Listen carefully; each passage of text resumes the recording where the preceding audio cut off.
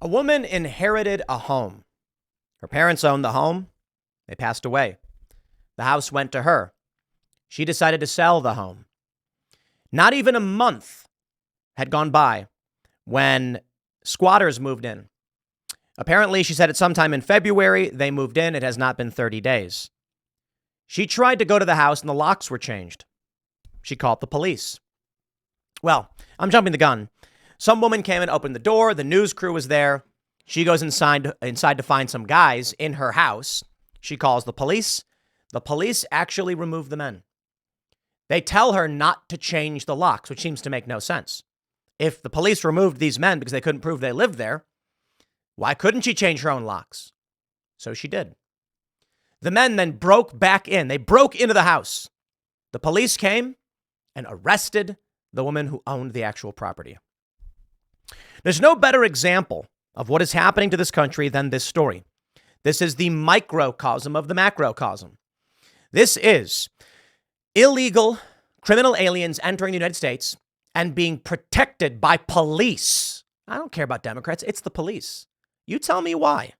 There are CBP agents on the southern border trafficking children into sex slavery. Tell me why. Tell me why. Tell me why it is in New York. These cops know the house belongs to this woman, but would arrest her. Come on, these guys are lying. They say it's a landlord-tenant issue.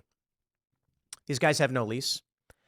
Now, I got to tell you, the main issue I see here with a lot of the squatter stuff is too many people think that righteousness is on their side. Congratulations, you lose.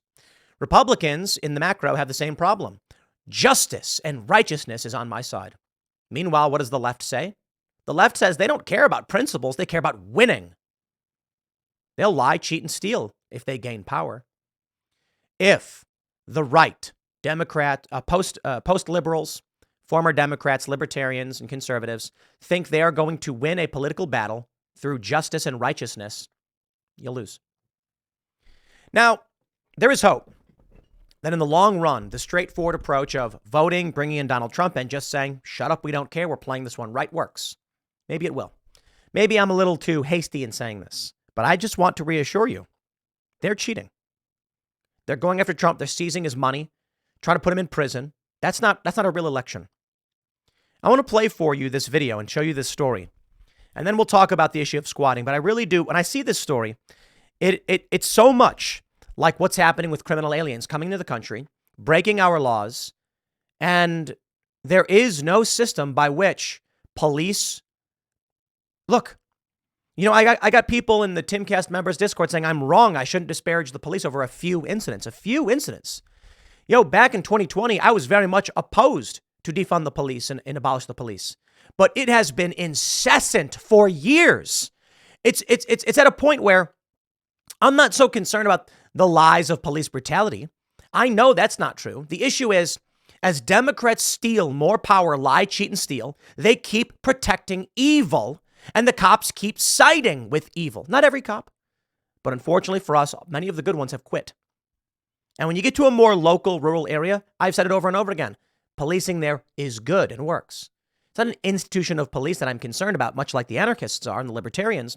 It's more so that in most of our jurisdictions, from the Capitol Police to New York, these police will gleefully engage in evil. So what do? From arresting salon owners, cafe owners over COVID lockdowns, to opening the gates and letting prisoners go. This is what's happening. And now we have this story. A woman who shows up to find her house has been stolen from her, and the police say, so what? You're under arrest, ma'am. Let's talk about tactics and strategy. Trying to steal my house. Yes, you are. How about that? A squatter standoff. A property owner confronts a group of people she says moved into her $1 million home in Queens, and our cameras were rolling as dozens of officers showed up. Several people were taken away in handcuffs, and one of those arrested may surprise you. Investigative reporter Dan May Kraus. surprise you. It's so funny when someone who inherits a property their parents paid for has it stolen from them and they get arrested. But that's it right there. We are supposed to be the inheritors of this nation. Gen Z is supposed to be stepping up to the plate in the next few years to begin inheriting industry, entering their 30s. And what are they getting instead? Criminal aliens are being handed the reins.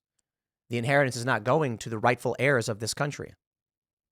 And this is, as I mentioned, the microcosm of the macro. Joins us now with more on what happened. Tell us, Dan. Well, this is a very big growing problem. I received dozens of tips from viewers about this in just the past week. I went to do what I thought was going to be a routine interview. Instead, we capture what police and property owners are dealing with on a daily basis.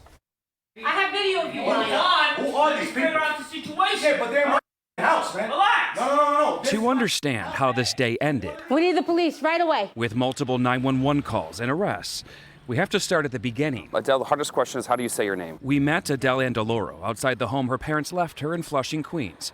She's in the process of selling it. No, he locked it. But she's been locked out. She claims squatters moved in on February 6th and refused to leave. What's it like being here knowing you can't go inside of your own home? It's enraging. It really is. In New York, squatters have rights after 30 days. By the time that someone does their investigation and they do their work and their job, we'll be well over the 30 days, and this man will have stolen my home. And now she's back. Just after wrapping up our interview, a woman showed up. What are you doing in the house? Are you renting this house? Why are you here? She unlocked the front door, saw our cameras, and took off.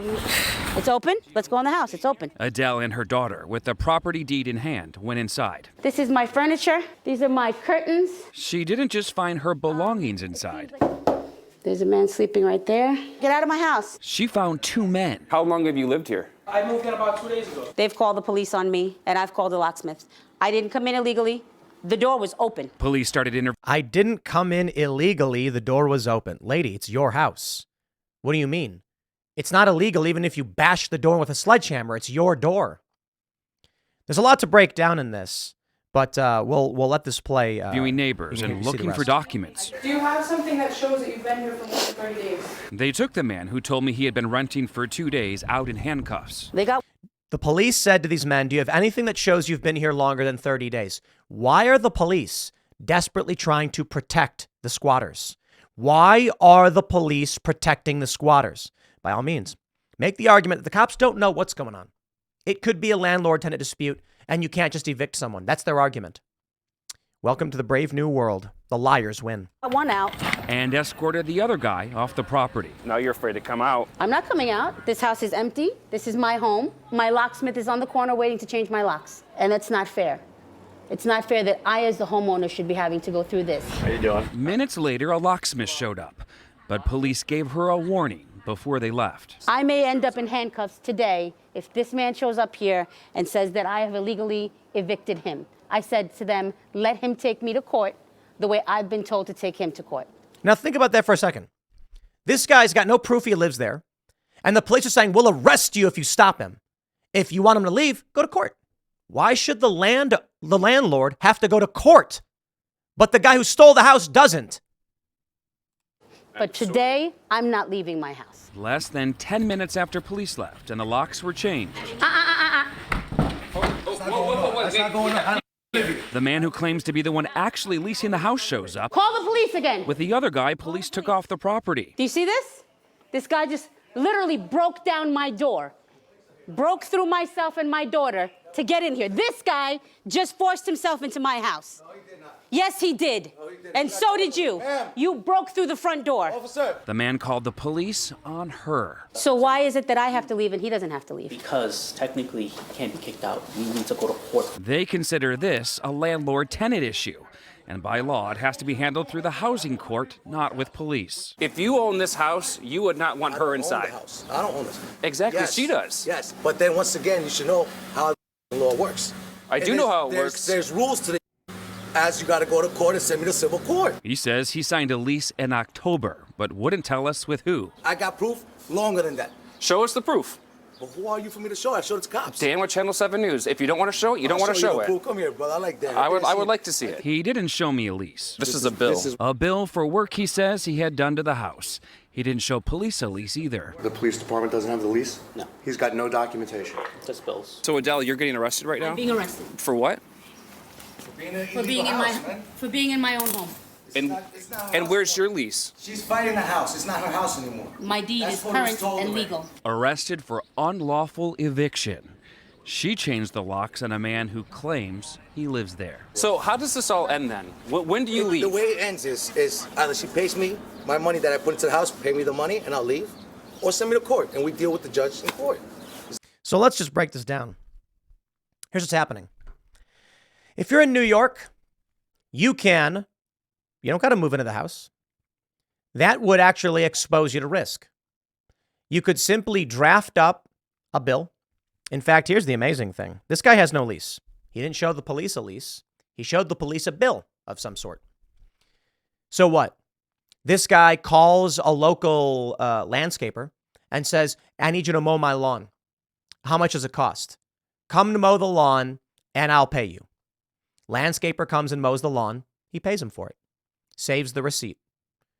Waits a month, then breaks into the house, and he's there for 1 day.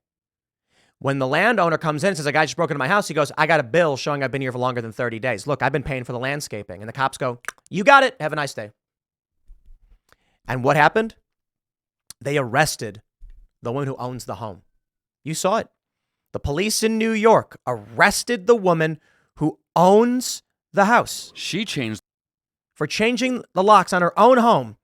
Here they are arresting the woman who owns the house. This guy has no lease. Now, many people have brought this up on Twitter, and I agree with the issue here.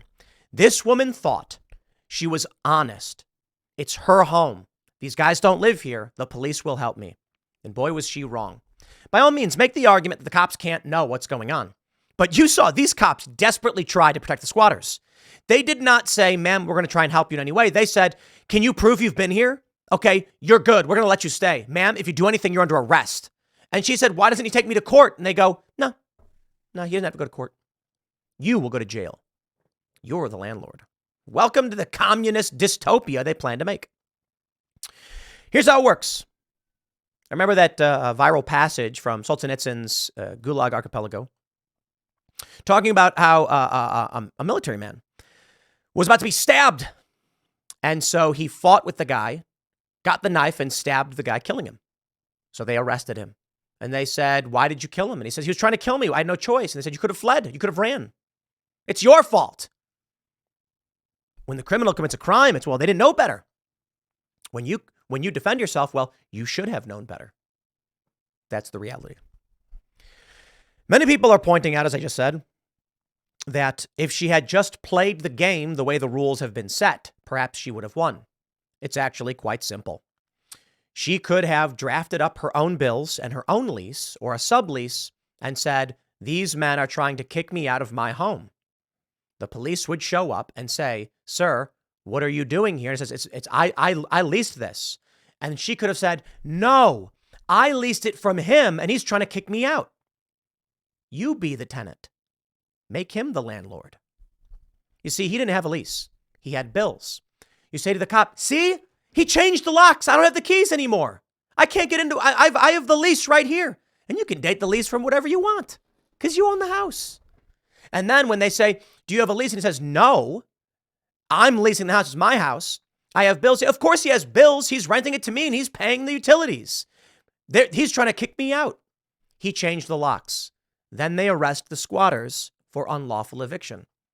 In fact, apparently we know the guy's name. She could have easily drafted up a lease for herself or for her daughter. And she could have said, these men subletted to my daughter and they're trying to kick her out and they changed the locks. Unfortunately, that's dishonest. But that's the country that we live in right now.